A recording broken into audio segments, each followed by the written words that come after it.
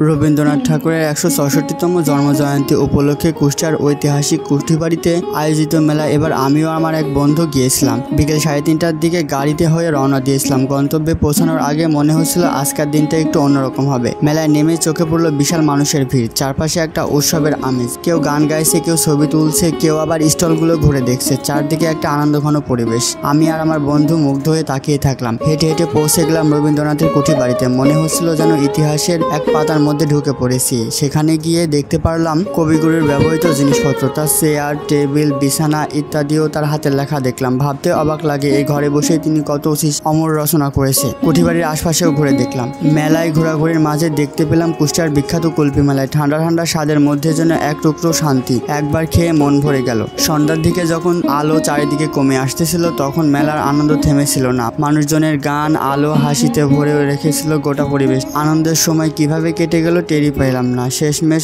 যখন ফেরার পথ ধরলাম তখন রাত হয়ে গিয়েছিল। এই মেলাটি শুধু একটা উৎসব নয়, এটি ছিল একদিনের স্মৃতিময় ভ্রমণ। গুরুত্বপূর্ণ কবিগুরুর জন্মজয়ন্তীতে তার স্মৃতিময় স্থানটিতে গিয়ে তার ছোঁয়া অনুভব করতে পারা সত্যি এক অসাধারণ অভিজ্ঞতা।